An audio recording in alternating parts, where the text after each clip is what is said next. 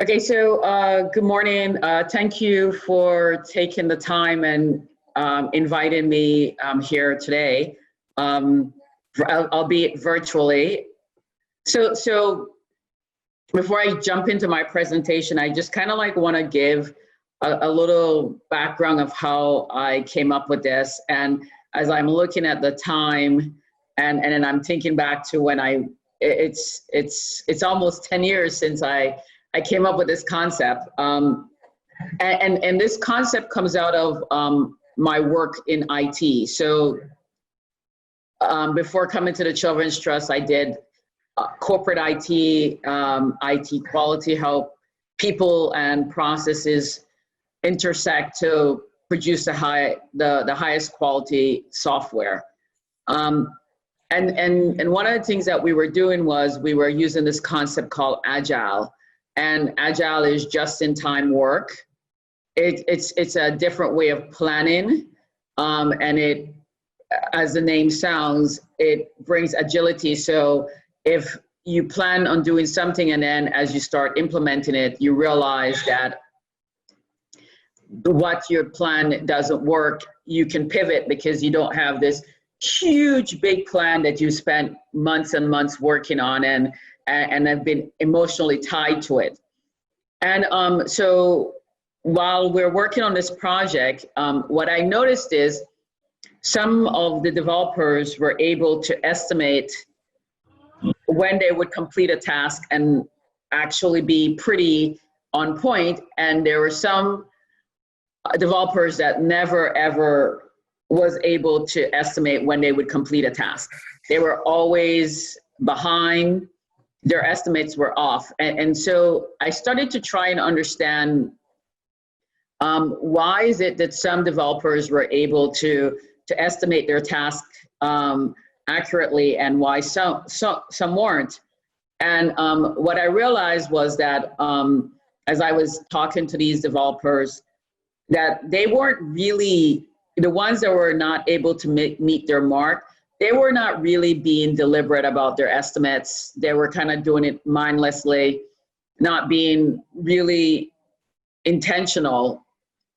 And so I kind of like put together this presentation called Personal Velocity, because really, if you want to do something, you want to affect something, you have to look within. Lots of people and lots of time management stuff will tell you about, like, here, buy this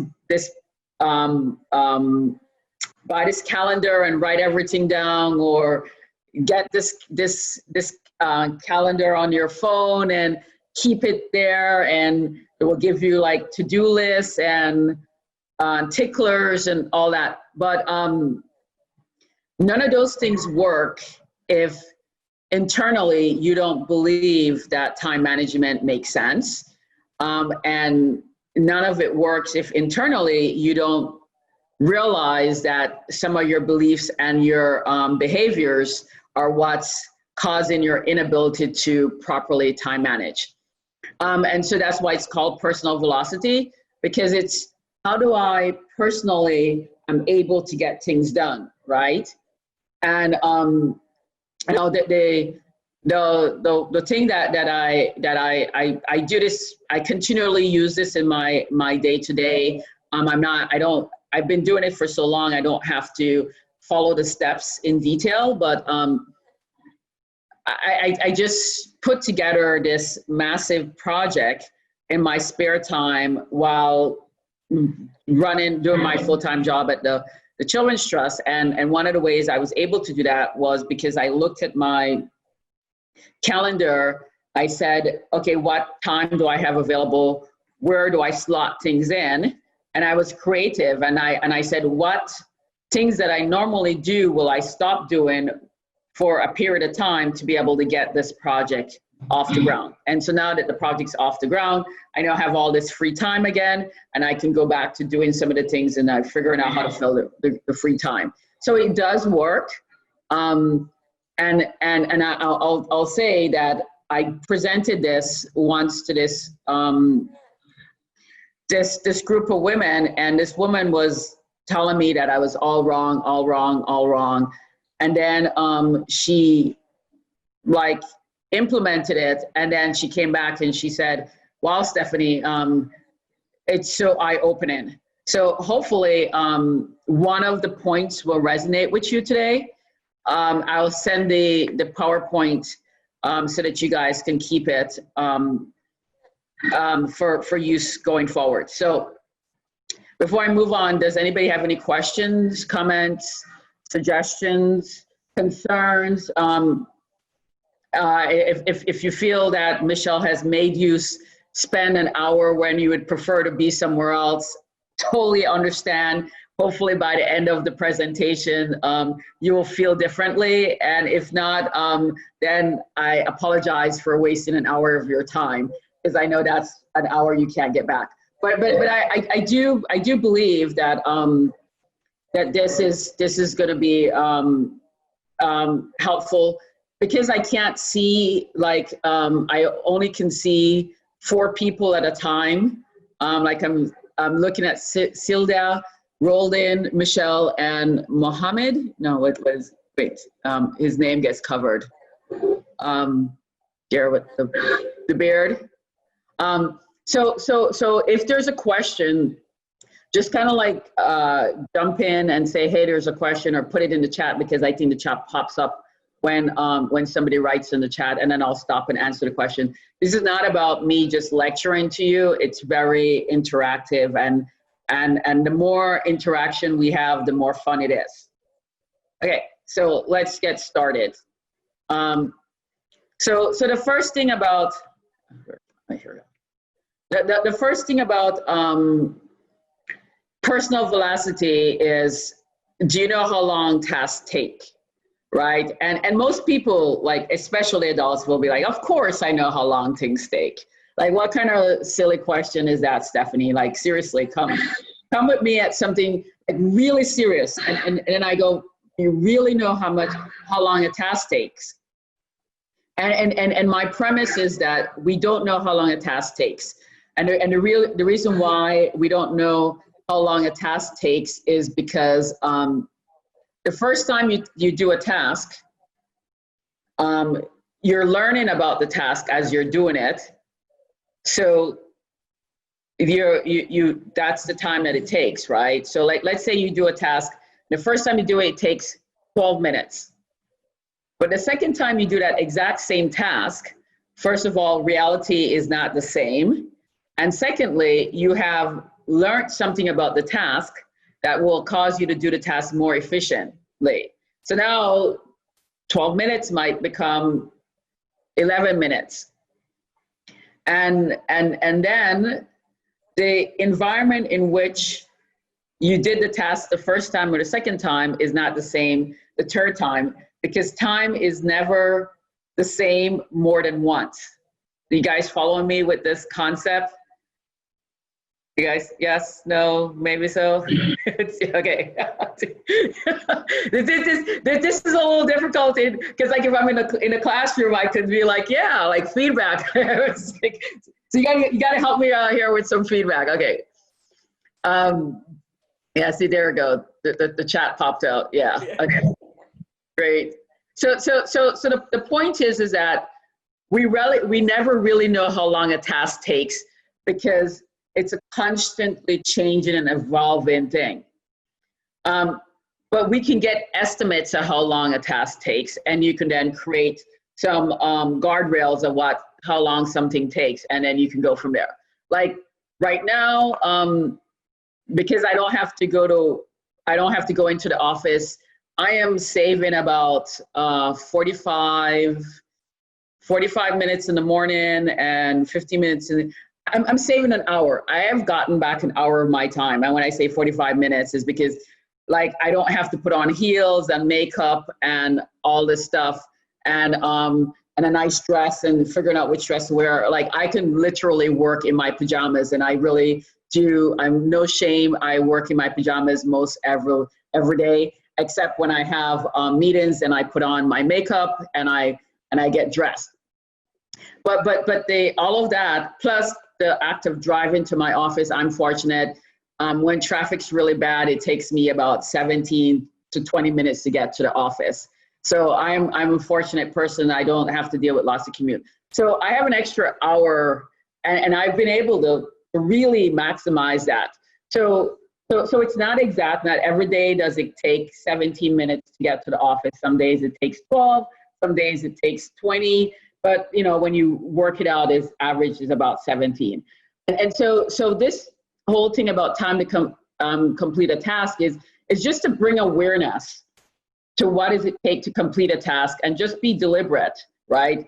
The other thing that I tell people is that, you know, people will say, oh, it takes me 20 minutes to drive to the office, so I'm just going to schedule 20 minutes. Well, the problem with scheduling only 20 minutes when you're driving to the office is that once you get downstairs at the Children's Trust, there's still a 2-minute drive to get to your parking spot, because it's 7 floors of garage that you have to go through. And then you have to get out of your car, then you have to get your stuff. And then if you take the elevator might be there, or you might have to wait for the elevator. If you walk up the stairs, you have to go through the door.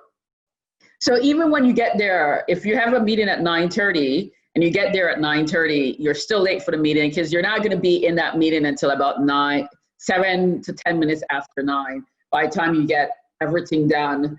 And so the point of this is awareness of the task, and really what all goes into completing a task. Like, people think, oh, this is a task, it's very simple, very easy.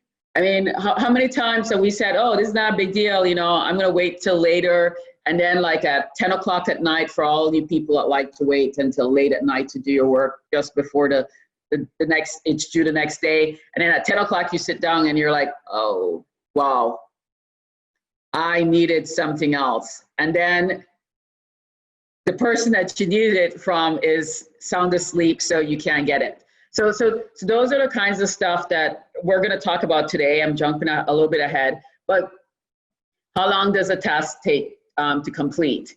So the thing is, I encourage people to track their task over a period of time. It's a fun exercise. Don't become like a purist about it, right? Don't become a perfectionist, but just casually like look at the clock, like when you're brushing your teeth, when you're taking a shower, when you're using the bathroom, when you're eating, when you're like just like zoning out, like how long does it take you to get out of bed? There's like fun things, right? Like things that you do all the time. And what you'll realize is that things take longer than you really think it does. Like just like time, how long does it take to get from your house to your car? Like in your car, ready to put it into drive or reverse to move it. And you'll just be amazed by how long things take, that you're then realizing that it takes as long as it takes. So now once you have some understanding about what time takes and so forth, we can move on to the next thing. And this one is like very fun, right? A definition of done. And what is your definition of done?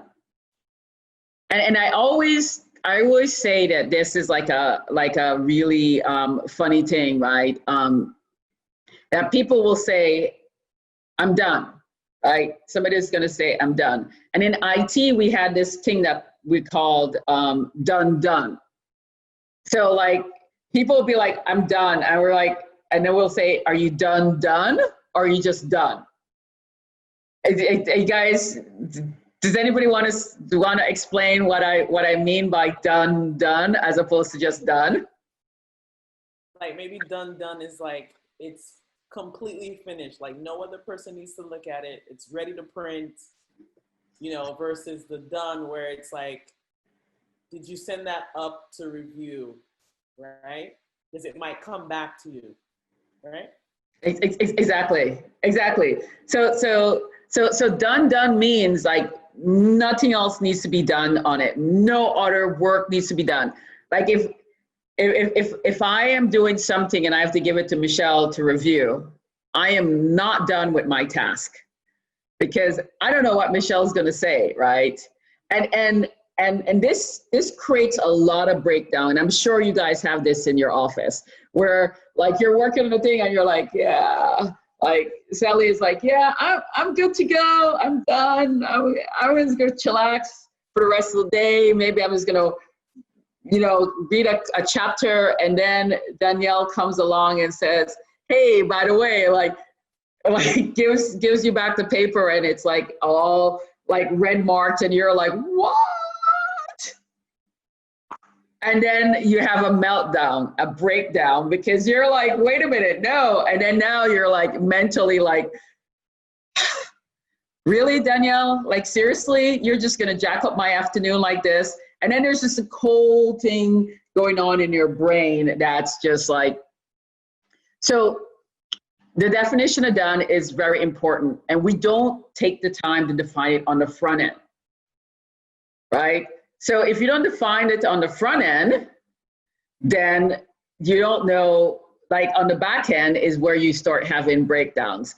And so it's like a simple thing, right? Like when I'm going out and like my girlfriend will be like, yeah, I'm ready. And I'm like, you're ready?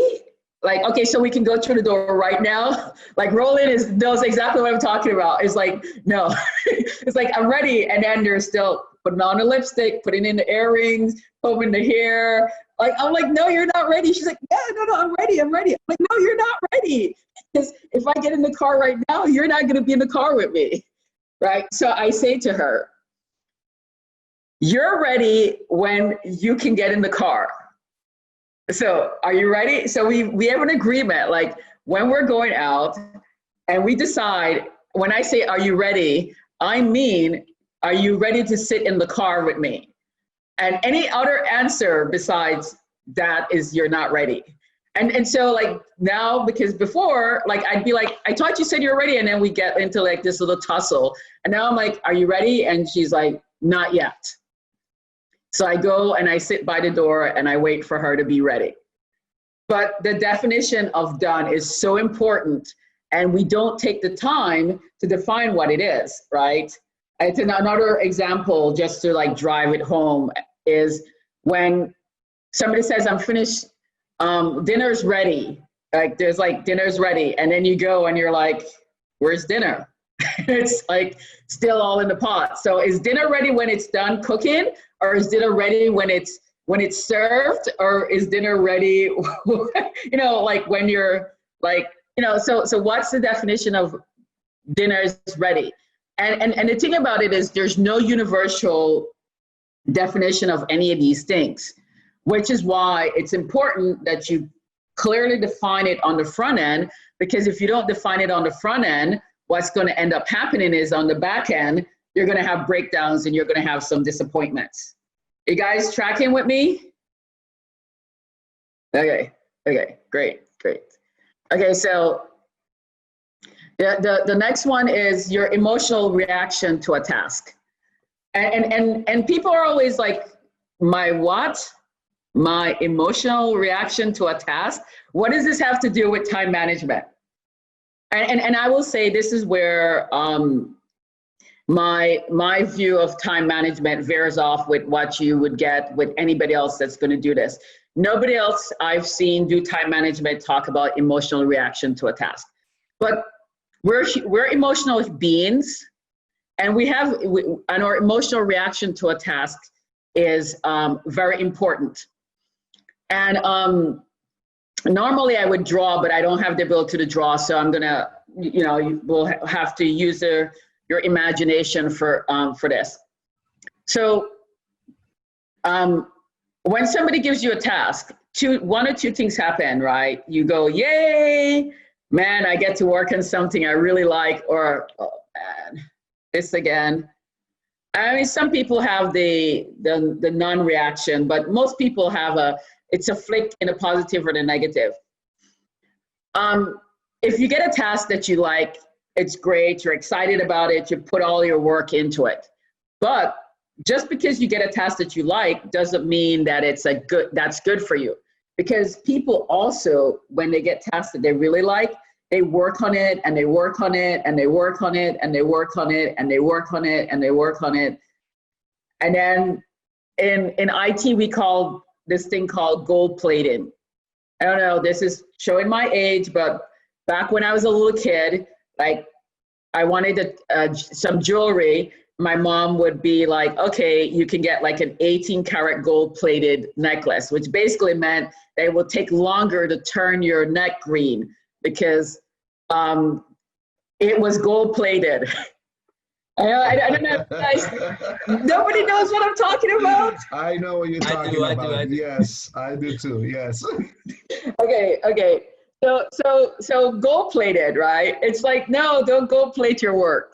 But when people are excited about the task, they spend a lot of time gold plating that work and just making it so perfect when it doesn't need to be. And then conversely, when the project, the work is, they don't like it, they'll find all kinds of excuses why they can't get the work done. Like they can't start it. Oh no, man, it's raining outside, and it's a little bleaky. So you know what? I'm gonna go watch a half an hour of one of my favorite shows on Netflix just to lift me back up. Or, you know, there was this email that Michelle had been reminding me that I needed to respond to. So I'm going to go and work on that. I mean, like, you know, so so if you have a task you don't like, it's going to drain your energy. You're going to find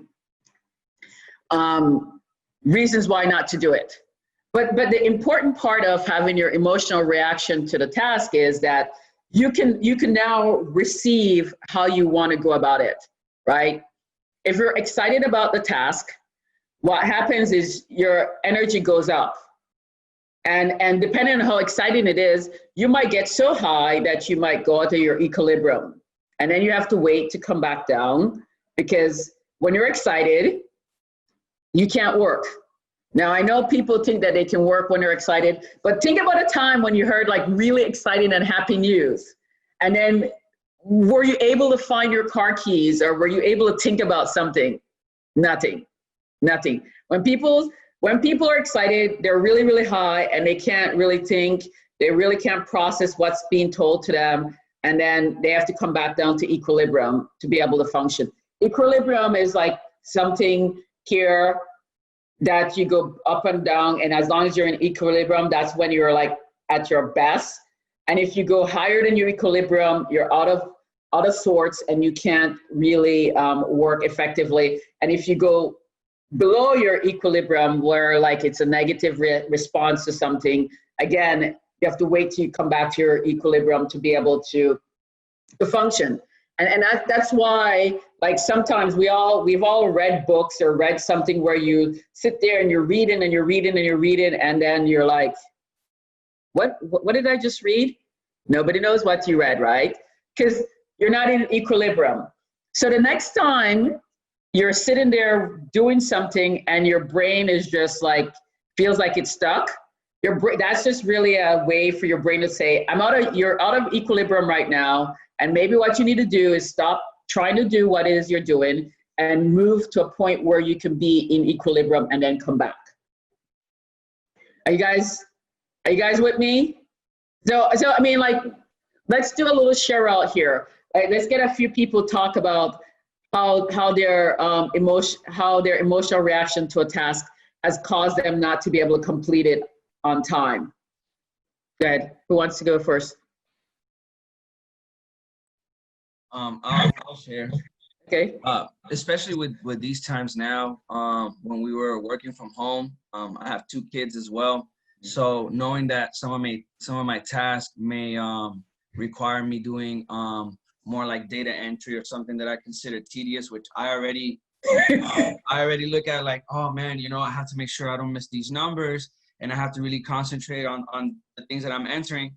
And then on top of that, having a 1-year-old and a 4-year-old running around everywhere, it will get to the point that I was so like not focused and then so drained with the kids that it would lead me to like what you were mentioning before, the almost like the avoidance, the removal, because I just felt like, you know, I'm not doing this right. My head is not in the right place, and I didn't know how to bring it back. You know, I couldn't tell my kids, hey, stop being kids and having energy. I need you guys to, you know, focus with me and help me enter these things on a computer. So a lot of times my emotions to it, just because of what was happening and just looking at, the longer it takes for you to get it done, and then it almost seems like daunting by the time that you decide to, okay, you know what, let me not think about it anymore. Let me go right in. And by that time, you just feel like you're like 6 feet underwater, trying to get yourself back up almost. Exactly. Thank you for the share. Who else wants to share out about that?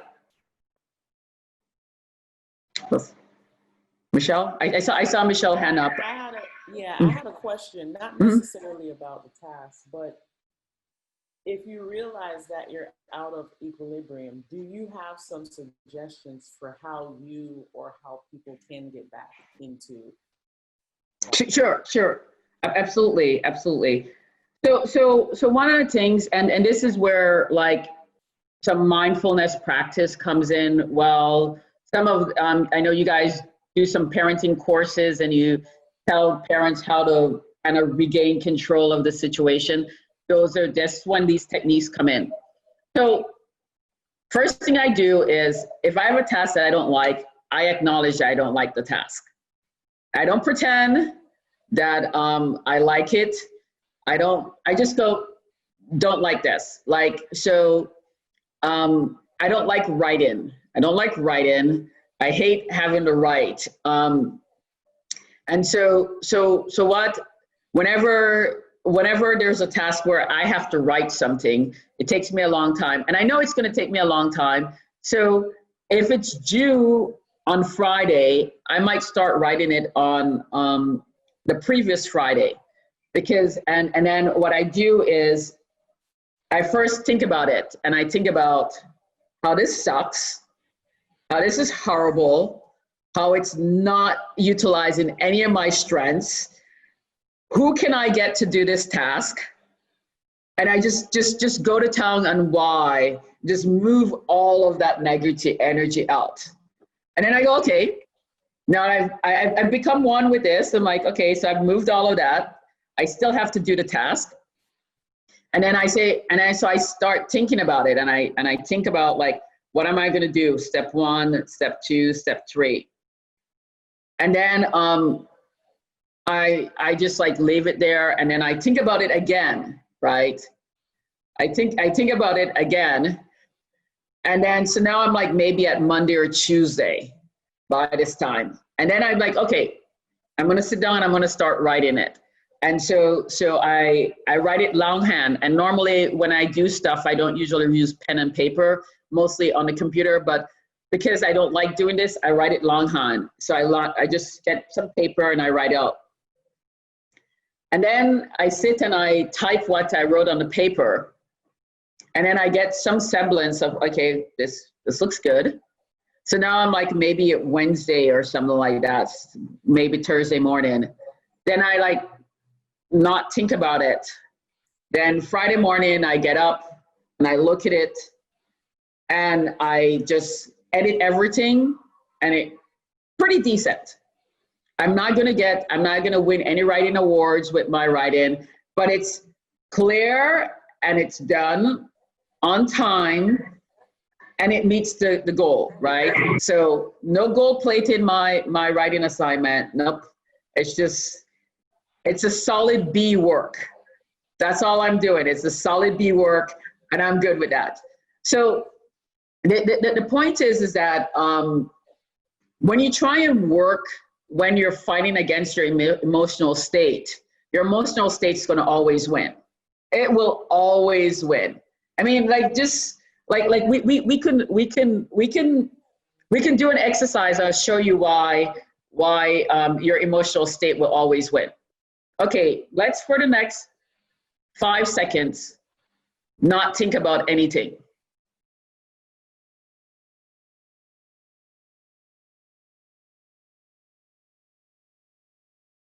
Okay, how many people were able to not think about anything?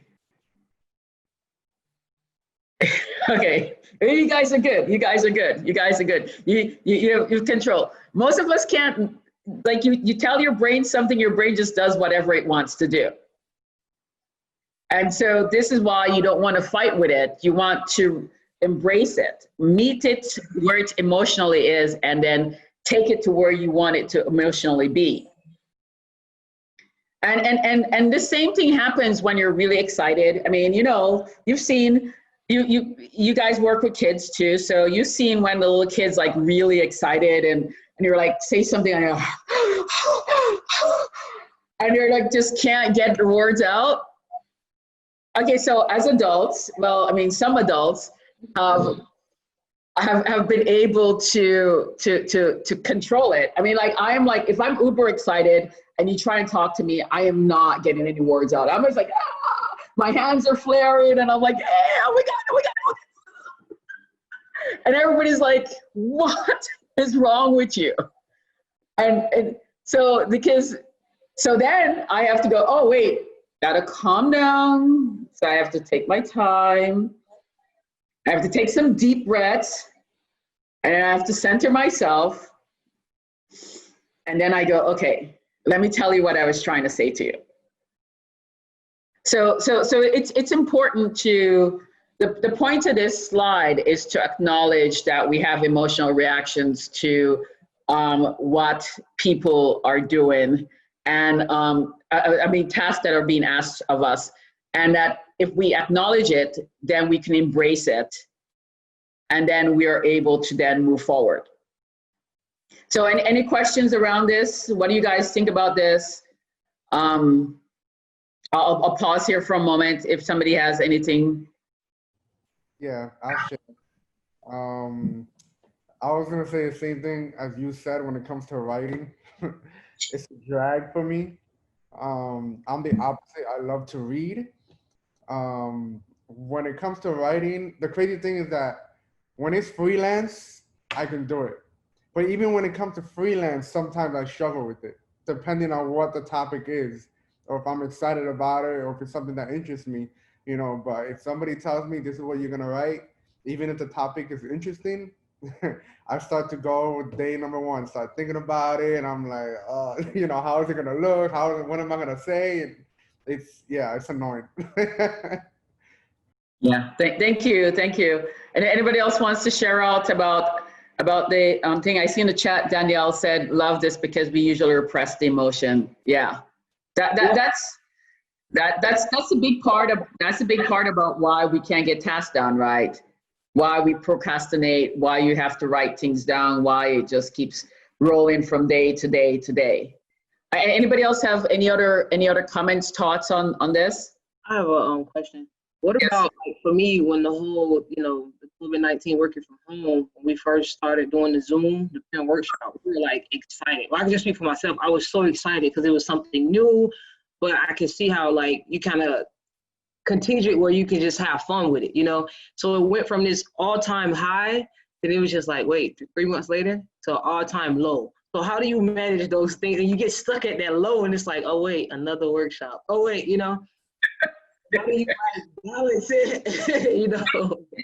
Yeah, you know, you to like mentally drained, then it's like, oh, wait, this is fun. You know, I enjoy doing it, but it's like, wait.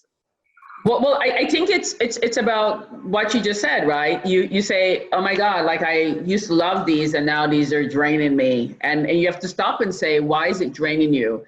Is it the act of the workshop that's draining you? Or is it the fact that it's yet another reminder that you're cooped up in your house and you can't go anywhere? And maybe that's the issue, not the actual Zoom.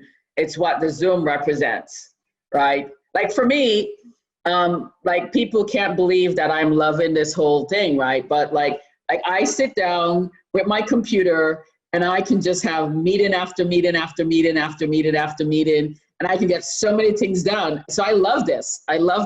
But I understand that like some people are like, no.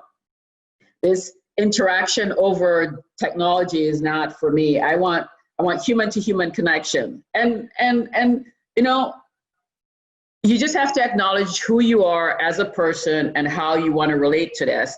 And then just because everybody loves it doesn't mean you have to love it. And just because everybody hates it doesn't mean you have to hate it. Like you should be okay. Like I'm loving this thing. And I tell people, yeah, I like it. It works for me. I like the fact that I don't have to go outside my house. It's hot outside. There's bugs out there. I'm totally loving the fact that I have a whole world crafted in my house right now. I even have parties coming into my house. I don't have to go outside to have a party. I mean, like, I love this. But some people are like, what? You have a party on Zoom? I'm like, yep, party on Zoom every Saturday night. It works. I have a great time. I'm just as happy as when I've gone to the club. And so it's about like how to make what's happening work for you and your personality. It's just like, and it just goes back. And we're talking about tasks, but this is for everything.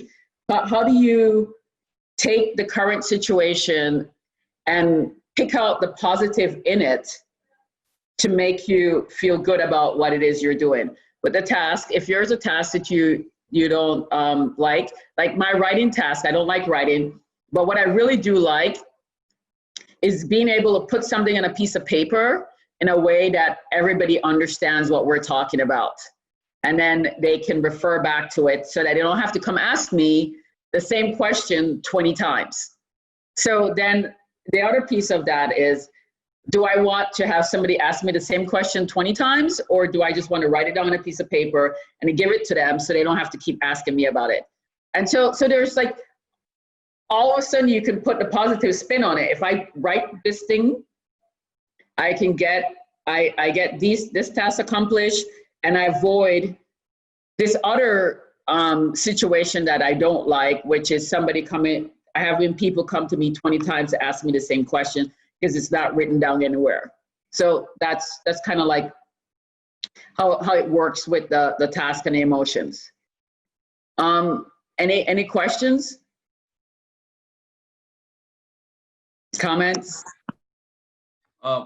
I think you're gonna expand on that now, but that was gonna be like my question. Like for me, I like to be out there with the kids, interacting, talking, speaking, facilitating or teaching whatever that I need to be doing. But at this moment, there is really no way for me to, work with any kids. So I'm here in the office working, and that's something that I need to actually start, getting used to. So I don't know if that's what you're gonna expand on, but how would we be able to actually find ourselves to get back up to that equilibrium level so we can do this the same way that we do what what our strengths are and what we really love doing and we do best? Well, I think my recommendation would be, and I'll just put a disclaimer, I'm not a therapist, and my recommendation should not be Stephanie said if it does not work. But the thing is, something that you're doing might be attached to the kids. Or why is it that you can't have a Zoom session with a few of the kids just to hang out, right? And be able to connect with them. And so that will give you something to look forward to. So rewards, like you gotta be able to reward yourself.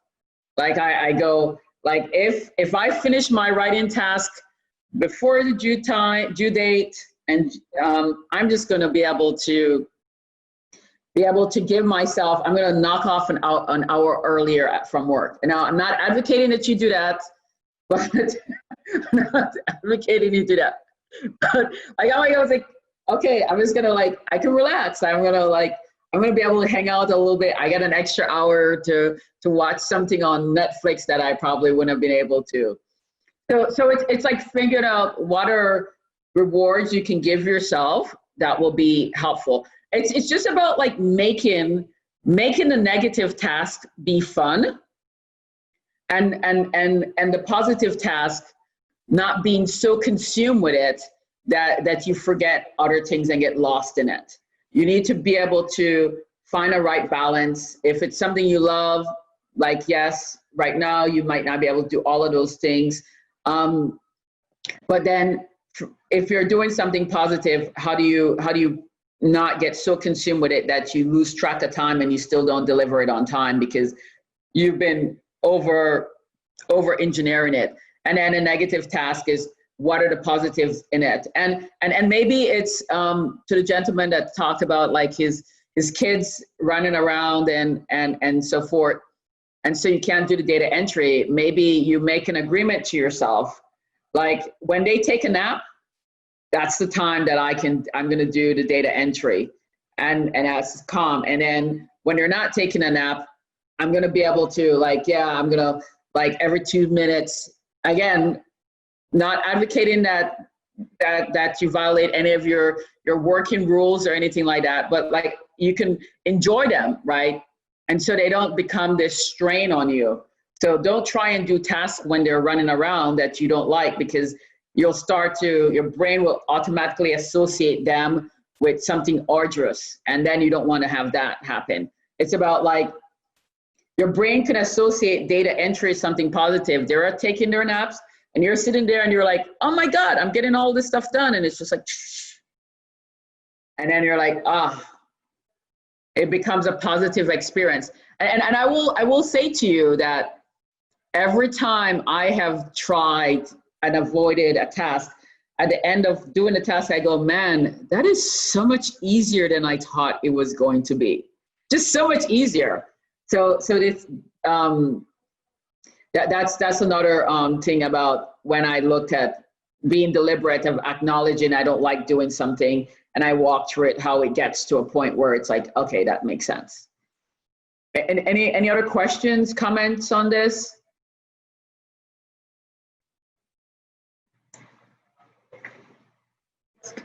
Great. So we're going to move on to the next one. So this is another one. The control freaks in the house are always about this one. Do you have control of tasks getting done? Right? And most of us don't have control of tasks getting done because we work as a team. We need other people to help us complete something. But most of the time, what we do is when somebody says, hey, how long do you think it's going to take to get this done? And you say, oh, I'm going to get done by Wednesday. And then, like, I'm not thinking that Emmanuel has to help me with it. Or I think, oh, Emmanuel it's only going to take Emmanuel 10 minutes, but I never consulted Emmanuel. I don't know what his schedule looks like. I don't even know if he's going to be available. But I put a timeline out, right? And so the thing about this one, and this one is like for all the people that like to be in control, that believe they're in control, this is where I start to break your heart. Because you have no control of us getting done if you're not doing it yourself. And even when you're doing it yourself, you have no control, because you have no control of whether or not your brain is going to decide that they're going to go recall some trick that you took like 5 years ago, and then just have a whole conversation about that trip, or a whole rehash some conversation that happened like this morning that maybe you didn't like how it ended. You have no control over what your brain's going to do. So you have no control over when the task is going to get done.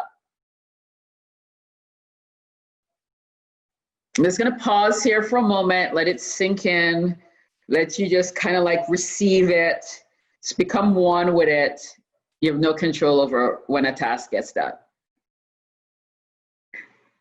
I know, I'm starting, I only have one more like cause that you will probably deliberately break down, and I think I'll end on a high note, but this is where it kind of like goes down. You guys with me? You have no control over when a task gets done. You don't have any control because your brain does things to you that you don't know about. And you never know what's going to happen. People will interrupt you, even more so now when you're working from home, because now you're working, but your schedule is not your schedule. And then if you have to give it to somebody else to get done, you have no control over that person. And I tell people the most liberating thing in my leadership path was when I realized that I have no control over the people that work for me and with me, because then I stopped acting as if. And I was like, I can make a case for why they should complete the task at a certain time. I can enroll them in what I'm trying to do, but that's all I have. That's all I have for them. That's all I have. The rest of it, it's up to them. It's up to them. So this is a hard one, right? Because now you might be thinking, well, Stephanie, how do I estimate if I have no control over the task getting done? Well, you can still estimate. I just know that that estimate's going to be a little shaky. And this is where the way to get your estimate tight is to learn the people that you work with, right? So we all on teams and we work with people, and people are for the most part, they're consistent. You know what they're going to do. You know how they're going to do it. You know when you talk to somebody, like we've all talked to somebody and they said yes and no at the same time. And because we wanted to hear yes, we only heard the yes. Right? You guys have been where you've been. I know I've talked to people and they've told me straight up they're not going to get me the stuff done at the deadline. And I just go, okay, great. So we're agree with this deadline. And I go off. That's because I'm not receiving them, but they're telling me. So if you know your team members and you're aware of how they respond and how they work, and especially if you've been working with somebody for a number of years, I mean, 6 to 9 months after working with somebody, you kind of understand what to expect of them. You will know when they tell you it's going to take 10 minutes, is it really going to take 10 minutes or is it going to take 10 hours? And one of the things that we do, right, in trying to feel in control, and it's really not a good thing, is you go to somebody, they say, oh, it's gonna take 10 minutes. We've been working with them for a long time. We know it's gonna be 10 hours before we get what we want. But we play this little game with ourselves. Well, they said 10 minutes, so I'm just gonna put 10 minutes down. And then when 10 minutes expires and you don't get what you want, you have a little breakdown and you say about how the person's so unreliable and blah, blah, blah, blah, blah. But you never stop to see how you created this problem as well. Because the person said 10 minutes, you know it's 10 hours, and you still put 10 minutes. So who is to blame here? Not that I'm saying that we should be in the blaming game, but if you wanted to say, you need to do a mirror check and say, you know what? I know that this person is not going to be 10 minutes. So the other thing is that if you're asking somebody to do something, you should have an idea of how long it's going to take, so that when they give you a response, you more or less know how long it's going to take. So I have a staff member that loves to tell me, oh, that's very easy. I could get it done really quickly. And I'm like, no. So whenever they tell me, whatever time they tell me, I just double it. Just double it. And then anytime between what they told me and the double amount, if they come in that time frame, I'm happy. I don't have to be worried, because it's not that I'm not taking their word for it. I just know that based on how they work, it's probably double what they think it is. So I just double it. And that's the important thing, right? Like if you have a task and you require somebody else to complete the task, you have to negotiate that task with them. And then you need to then use some judgment and discernment and determine how long that task will really take to complete. So I hope I haven't burst your bubble too much, but this is an important piece to remember. And the sooner you become one with the fact that you have no control over when a task gets completed, the easier your leadership and management and time management becomes. Because now when you're approaching it from the perspective of, I'm hopeful that it's going to happen this way, as opposed to, it will happen this way. Because it will happen this way and it doesn't, leads you to become annoyed and upset. I am hopeful that it will happen this way, leads you to be grateful and a state of gratitude when it happens. Because you're like, yay, oh my God, you made the timeline and you're cheering and you're excited. You see the difference? Guys, you see the difference of how your emotional thing comes around? Okay. Anybody has any questions, thoughts, inputs on this? I have a quick question. Okay, so in the professional setting, right? For me to know that someone, if I ask someone if they can have something to me within the next 15 minutes, right? But I know that they're a type of person where they get caught up in other things and it probably won't be that time. In a professional setting, do you feel like it's necessary for the person to be honest with themselves and say, hey, I cannot get this done within the 15 minutes, instead of it being such a major gap between what I'm asking for and what you're saying that you can do, and them taking that responsibility on themselves to say, hey, I can't do that? So the question is both. The answer is, like for me, the answer is both. Both the person should be responsible enough to say, you know what, I'm really not able to get this done in 15 minutes. But the person doing the requesting should also have an awareness of how that person works and know whether the request is realistic or not. So just to pivot for a second, not being a relationship expert or anything like that, but the cause for whenever there's a breakdown in a relationship, both parties are contributing to that breakdown. And so like most times people have a hard time with that. They're like, oh my God, it's just Sue that was a horrible person. Can you believe all the things that Sue did? And you know, you always have these stories about all the things that Sue did. And somehow the person telling the story they were just the most innocent person in the story. And we all know that's not true. They probably did something to create the environment where Sue responded the way she responded, and they forget to tell you that piece.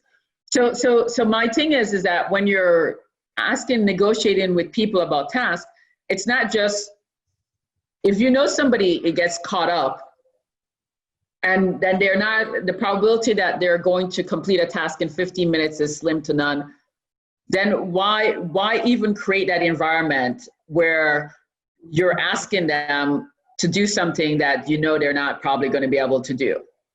And that's the kind of the thing about the control of the task is, if you're aware of what people are able to do and not able to do, then you come of it at a different thing. And I can say, yeah, the argument is, well, this person is in a professional environment and they're supposed to act a certain way. But we all know that part of being professional is also meeting people where they're at. And so when you hire somebody, you hire them, and let's say there were like 10 skills and talents that that you wanted.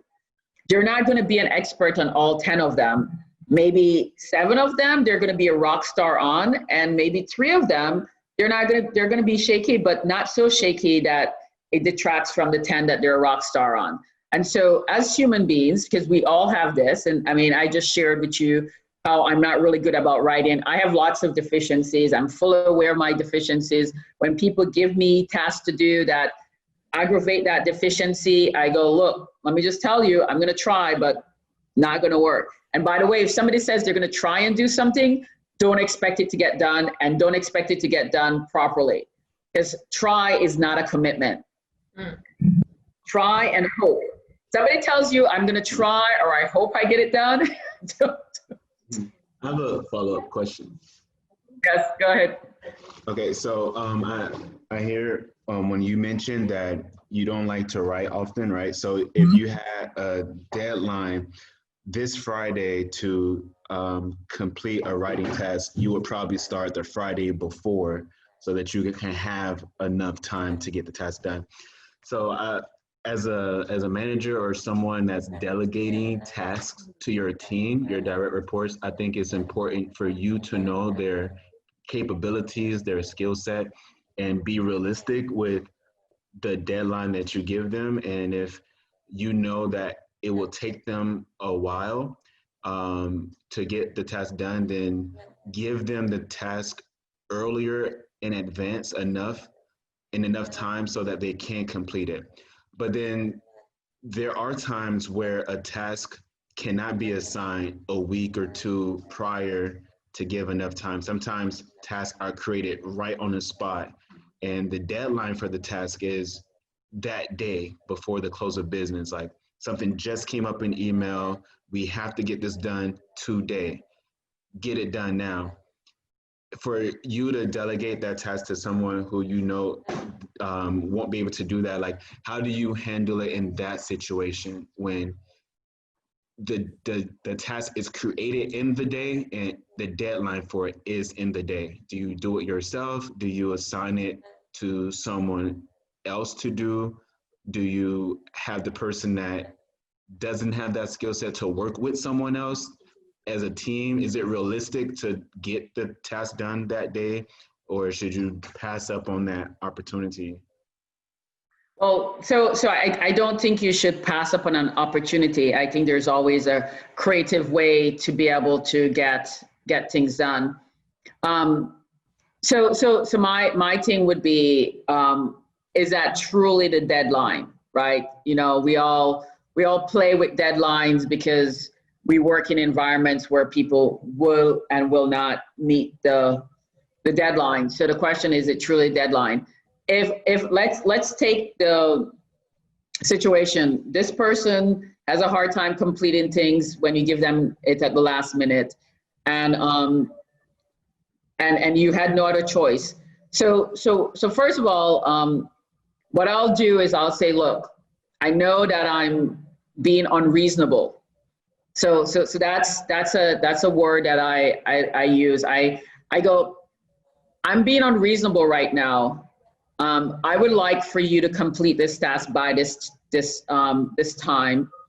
And normally I would be asking you to deliver it, complete it with a longer timeline, but I can't right now. And I know I'm being unreasonable. Are you able to meet me halfway of my being unreasonable? And what other tasks can I move off your plate? What interference do I need to go run so that you can be successful in completing this, because I need you to complete this by this time? And so what it comes from is that first of all, you're acknowledging that you're asking them to do something that might stretch them. And that acknowledgement in of itself will create some positive feeling, because what they're saying is you're treating me like a human being. You know who I am, and you're acknowledging who I am and what my capacities are and are not. And then you're willing to help move something else out the way. So you're not expecting me to do all that you asked me to do today, plus this other thing. So I think that then creates a space for negotiation, and for that person to feel good enough about what you're asking them to really rise to the occasion. So it's not that people can't rise to the occasion one-off, but I will say if that's a normal course of business, then the question then becomes maybe rethinking about how you're doing project planning and so forth, which is a completely different conversation. But I think that there's ways to go about it. It might sound like it takes a lot of time, but spending 5 minutes talking to the staff to just say to them, look, I'm asking you to do something, it's last minute, but I think you can do it. Let's figure out how to make you be able to do it. Goes a very long way in endearing the staff to really embrace that task. So that's kind of like that's how I do. I ask my staff for favors all the time. I'm like, can you do me a favor? I'm being unreasonable. Hey, I know it's last minute, but do you mind flexing for me? I think it's important, even especially when you're in a position of authority and you're asking somebody to do something that's slightly unreasonable, like it's a really tight time frame, to come from it from a humanistic standpoint, because it really makes people more willing to want to help you. And I promise you, they will then be in that equilibrium, and they're gonna just work their little hearts out. And it might not, like, you know, it might be an hour late, but they'll probably get it way better than if you just said, hey, get this done, make it happen, and walk away. So I think it's also how you're delivering the message goes a long way as well. I don't, anybody have any other questions, topics, comments on this?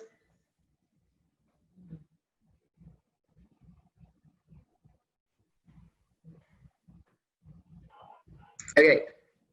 Okay, so now that I've kind of like created a little disturbance in your life, because of you acknowledging that you can't control anything, we talk about calculating your capacity for the week, right? So you got a task. You know how long it takes, more or less. That was number one. You've gotten clarity from your boss about what the definition of done is. You've determined the level of control or the lack thereof.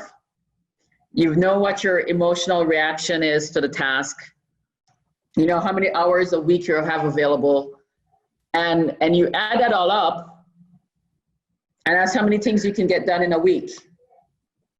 Now, who can tell me why that is not correct? What word on this slide indicates that what I just said, I'm about to burst your bubble again?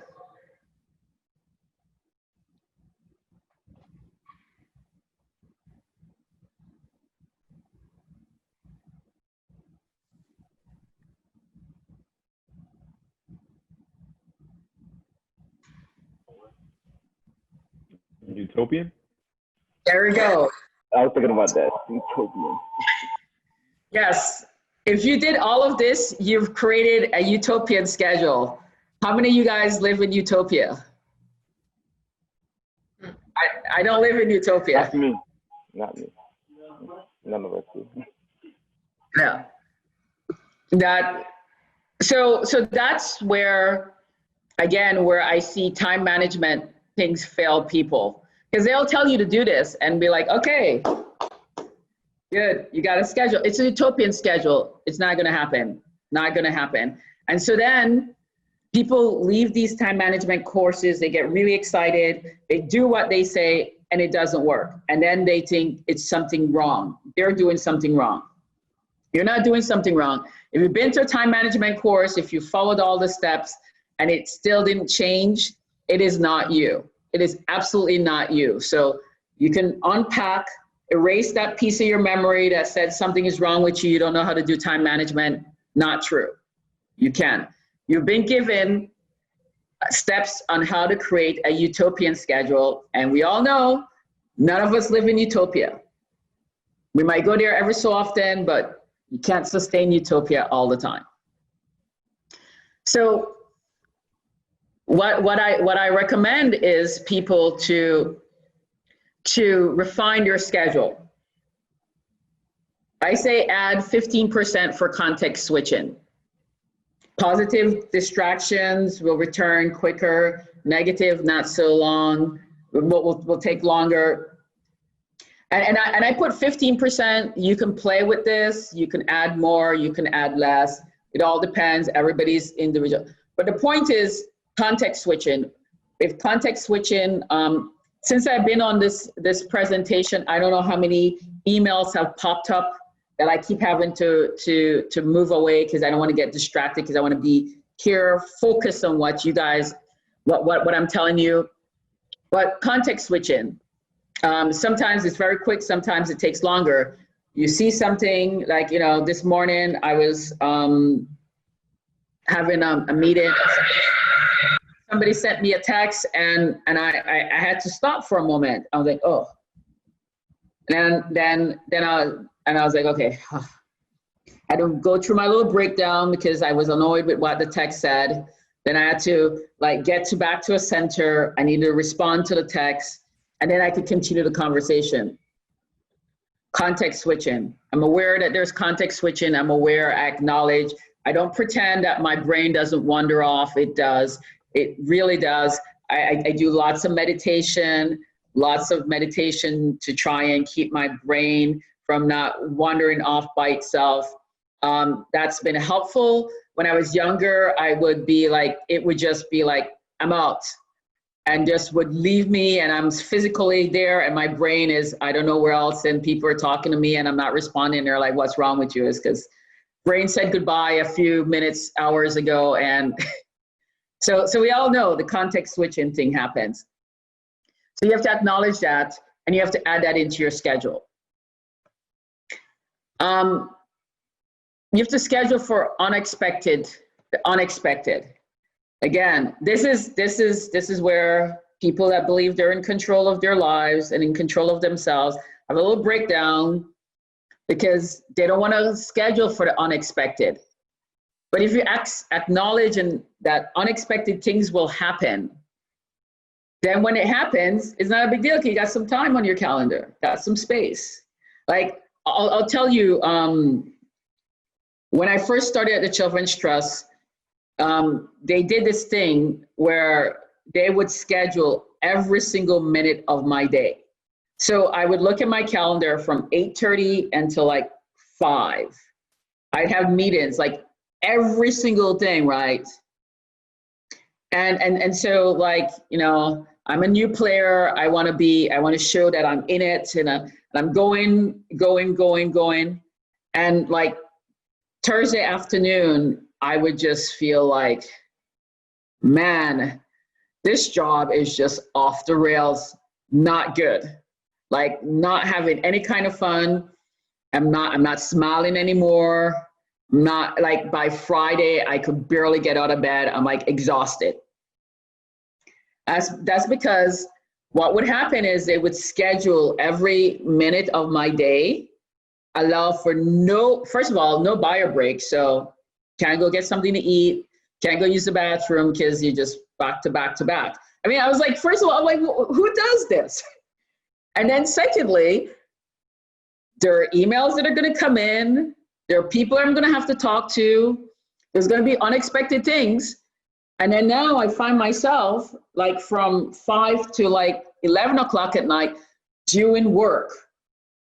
Like, so like now I'm responding to an email that really, if I had some time in my day, I could have responded to that email and my staff could have kept on going, and now they're now set back a day because a 5-minute response I didn't get to until 10 o'clock at night. So we have this new thing. So I said, I'm not gonna do this anymore. And I started putting no meeting times on my calendar.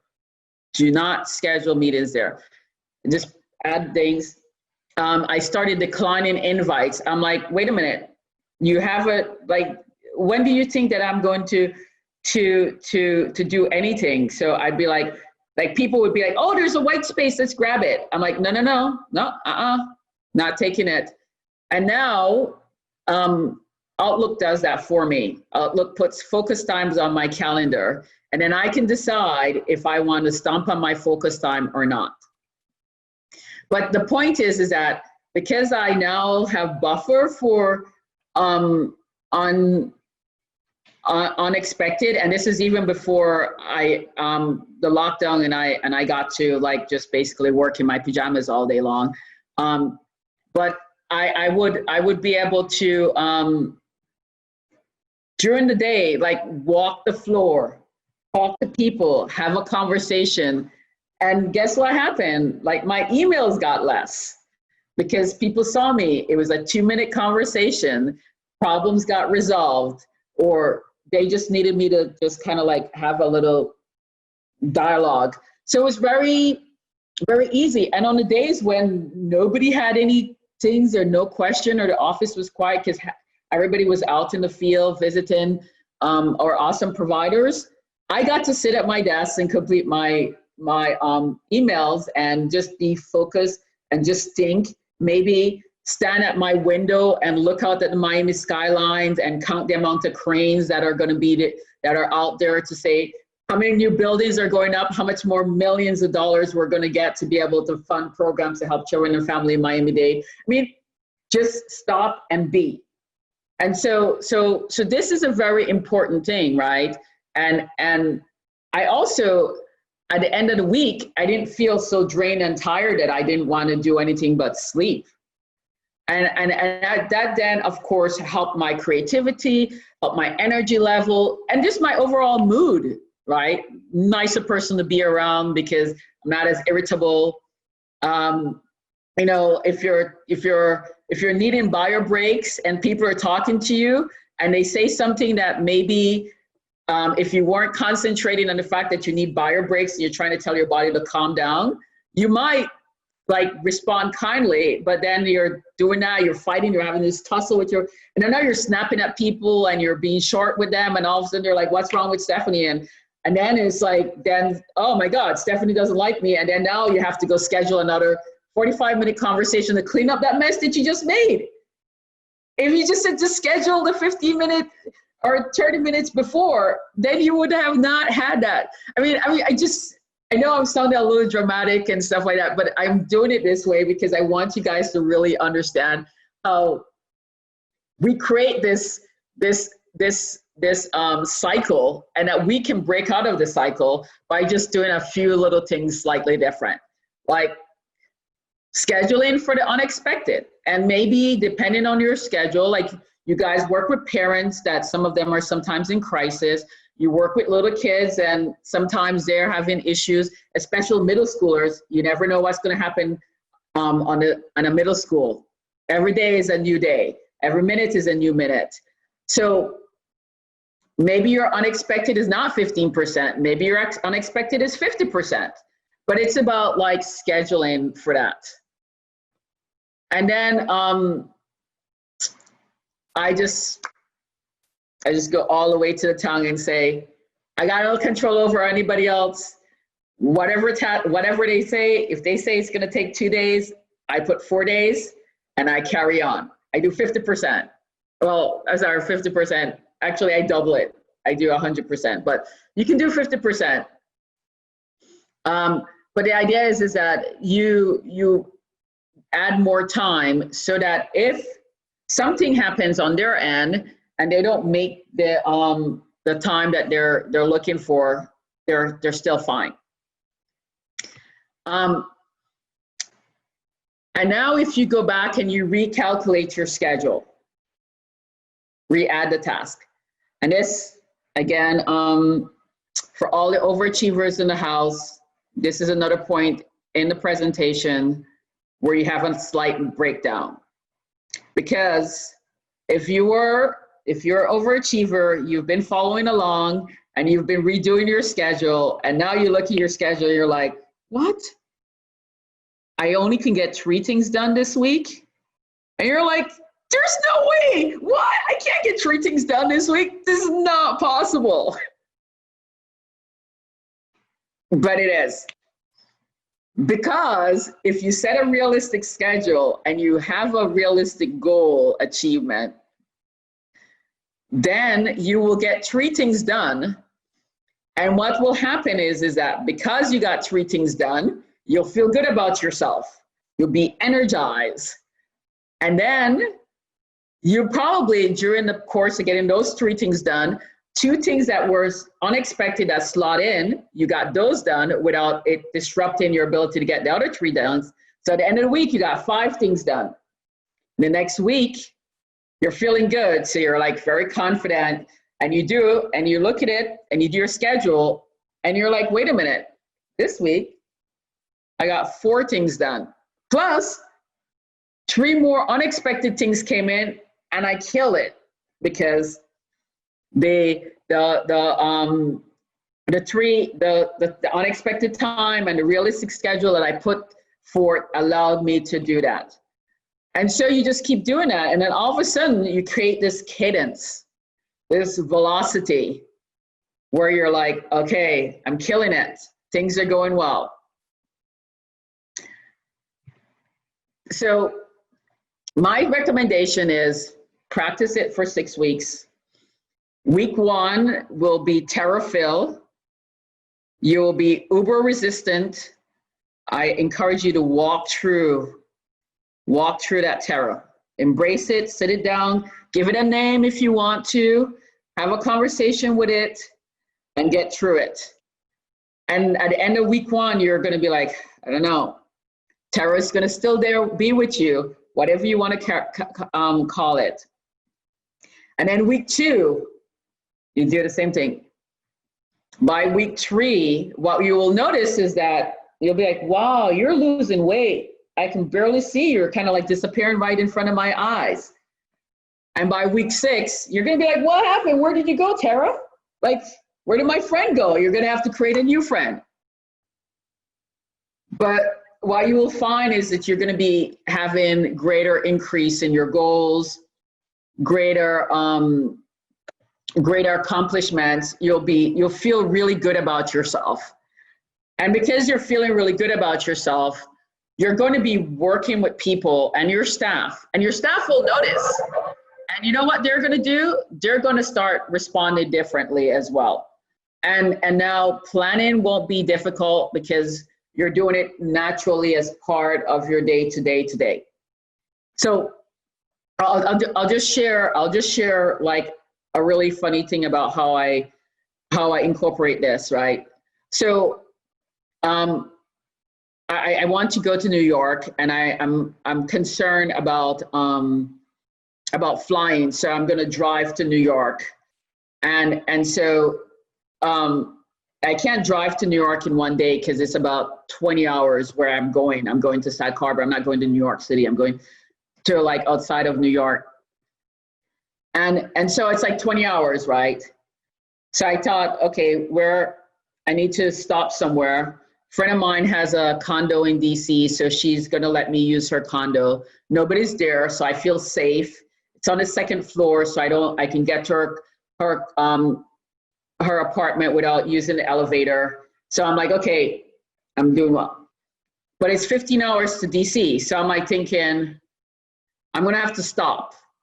So I'm like planning out my trip, and I'm like thinking, okay, 15 hours, how long can I go before I have to stop for gas? So I pulled up my car, and it says, what's the mile per gallon on highway? So I'm looking at that, I calculated, and I can drive about 500 miles before I need to get gas. And to get from Miami to DC is about 1,000 miles. And so right about midpoint, I need to stop. That's about 7 hours. So I'm like thinking, can I go 7 hours without having to do all things? So I'm starting to practice to figure out like what my body is going to be able to do and so forth.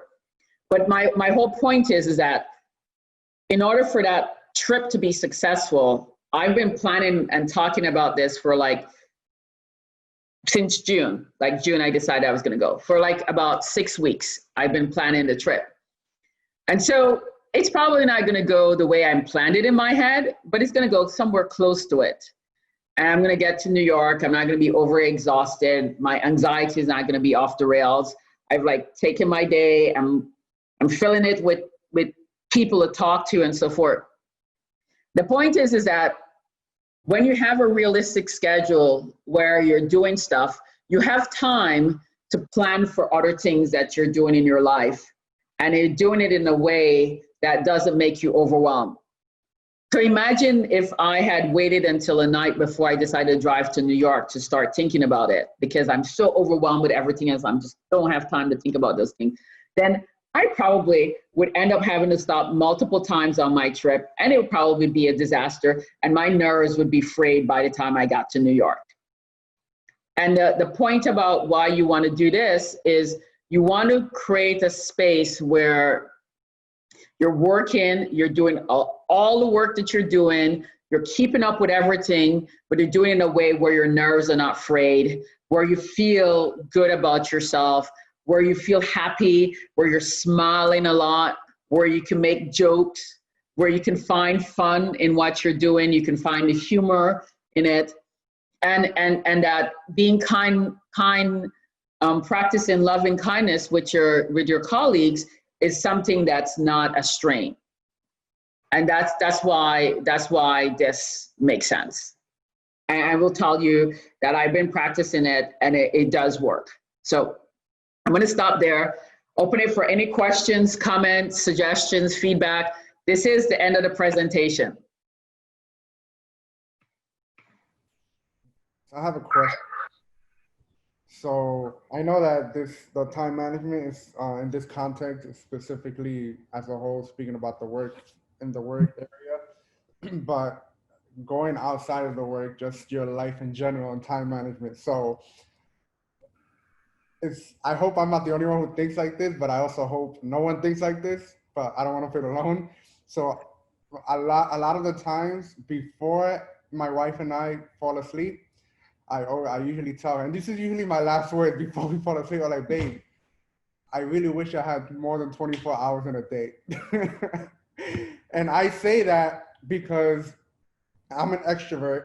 I'm always like to be connected. I'm always like to do something which gives me energy, but I also can see the harm in that.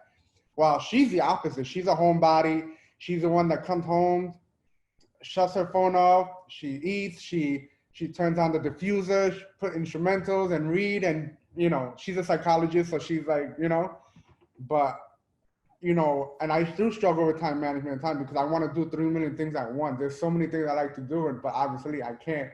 And now that I'm married, I'm still newly married, I don't have that what I call free time how I used to. I could read all the books that I love to read, stay up to 3 a.m. researching and doing whatever. Now I don't have that, so I'm still learning the whole time management and all that. Yes. So yeah. There was definitely points in my life, especially when I was much younger, where I was like, oh my God, just give me another 2 more hours and I'll be able to crush it today. Or, so the point is that you can have enough time. Like people don't believe me. Like I do way more now than I did when I was in my 20s. When I was kind of like not having any discipline or just kind of going along, not really being on point with time management. I do way more now than then. And I still have lots of time to slack. I will tell you that I can binge a Netflix series in like 2 days and still do all my work. As because it's really about like being able to look at your calendar and see where it's supposed to be, and set expectations and make them realistic. Don't say I'm going to be able to do this in two hours when it's not. Like this past weekend, I had to write something, and my boss was like, "Can you get it?" Like he sent it for me last week Tuesday. It's like due date Thursday, and I'm like, Thursday? I'm not gonna be able to get that to you on Thursday. I was like, how about by end of day Monday? And then like on Friday, I was like, I should work on this, but you know what I'm gonna do? I'm gonna go binge College Friends. And that's a new Netflix thing. And I was like, oh, it's just one season. Oh, what? It's 2 seasons. Oh, well, let me just finish the 2nd season. And so you can make time for what it is that you want. You just have to be deliberate about it. You have to walk around with a level of awareness, and then you can make time. But you can't. You can only do that if you're deliberate with your schedule. You're deliberate with what you're doing. You're very judicious. You're looking at your schedule. You're telling people what you can do when people give you deadlines that you don't believe is realistic. You have to find your voice and negotiate. And if you can't negotiate, then you have to look at your calendar and say, what are the things that I can't do? So, and that's the difference, right? Like what we like to do. And I have this joke at my office. I say to people, I'm a solid B person, solid B. If I get a B, if you get straight Bs, you're on honor roll, just to let you know. And solid Bs, you're on honor roll. You're on honor roll. You don't need to get the A+. And so I'm a solid B person. And the reason why I made myself a solid B person is because I wanted to be able to do good work. I wanted to get lots of stuff done, but I also wanted to have free time and have fun. And all of that's important. Fun is important, work is important, free time is important. connecting with people is important. All of it's important. And if you have a schedule that's not properly managed and curated, then what ends up happening is one piece of your life takes over and the other piece gets secondary and starts to shrivel up. But the problem is that that piece that's shriveling up is part of who you are. And they're not just that piece is not gonna die quietly. It's just gonna start raging a battle in you. And then that's gonna make you exhausted and tired, because now you're fighting with yourself. And as long as you're having internal battles and internal struggles, it's gonna be really hard for you to be able to be successful. So with your time management. So the point is like, be honest. What is it that you like? What is it that you're interested in? And then how can you manage it, schedule it in? And I like to tell people, I got 24 hours to do 8 hours of work. And if you start with that mindset, you got 24 hours to do 8 hours of work, and you go from there. And you can schedule. So, anybody else have any questions, input, suggestions? Let me see. I see some. This is Michelle. This was absolutely awesome. You definitely burst the overachievers bubble. Sorry. Because I was just telling another team member, like, you see this long to-do list? You see this? All of this was done today, right? And just trying to get this person to focus, and not in a harmful way. I'm very respectful, or at least I try to be when I communicate with my team members.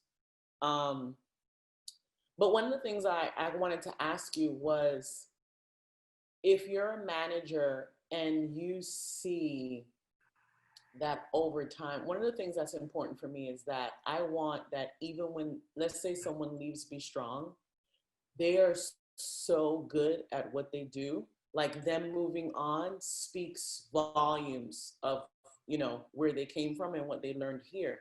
And so a lot of times my passion is to just grow people. I see so much in so many of the employees here. If as a manager though, it's funny when you brought up the straight up B's, because my son is just straight B's. He's there, right? So I can relate to that. And I've been at a place in my life 2 years ago where I really stressed them out. Like, you need to be A's, And I realized that I was causing a lot of damage. And so the same thing as a manager, where you see people and you want them to grow, you want them to grasp what you're doing, you want them to learn.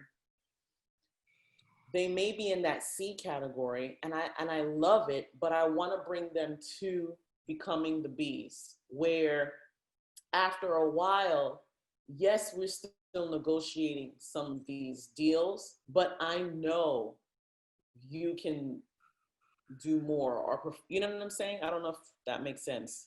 Yeah, well, exactly. So people are C players because they're not feeling valued. They're not feeling motivated.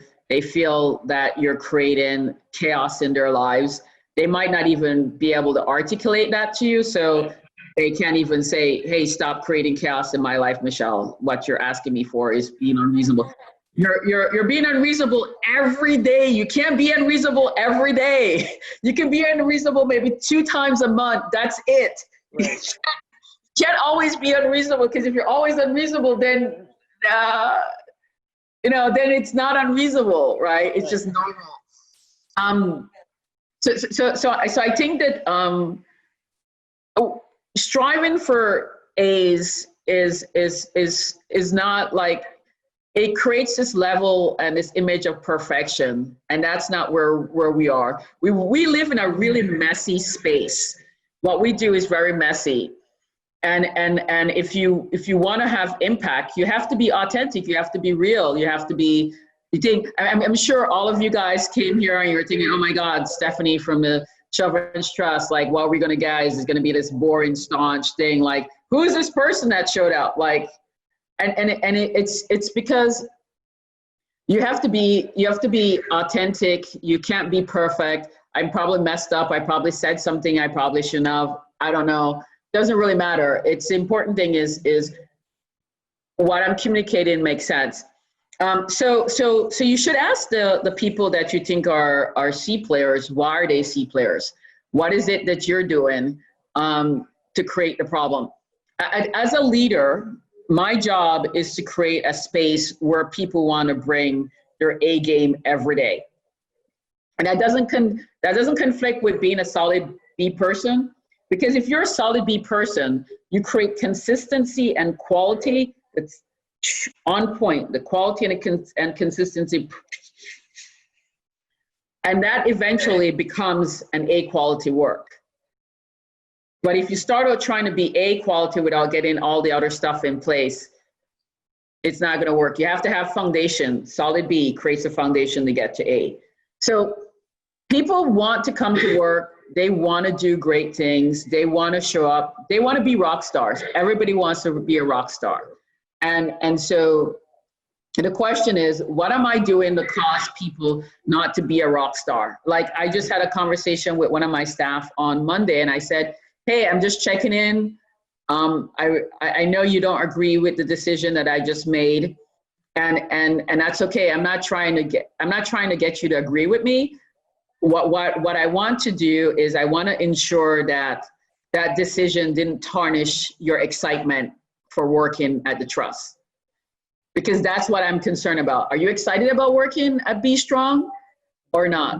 And as long as staff is excited about working at Be Strong, everything else will fall in place. And as a leader, I believe that's your job.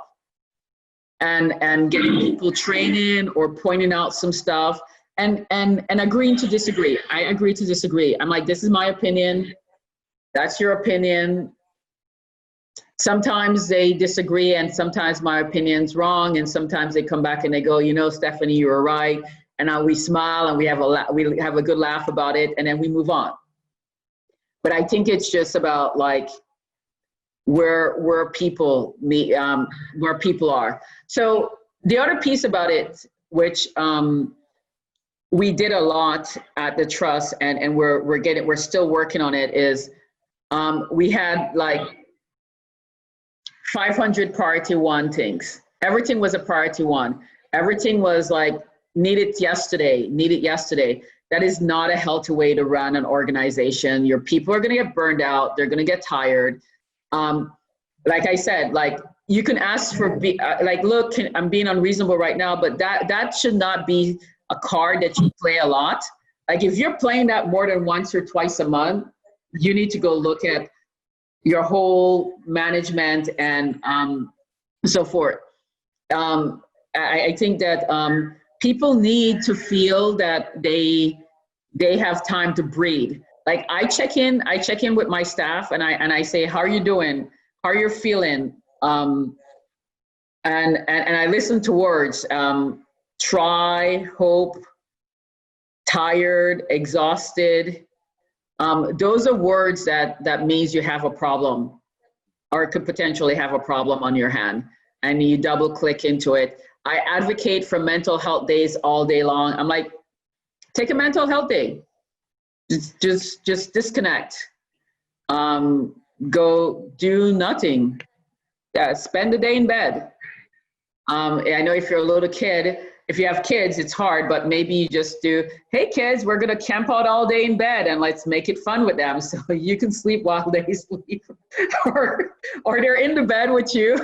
So when they move and you're taking your nap, you know they've gone. And you're like, wait.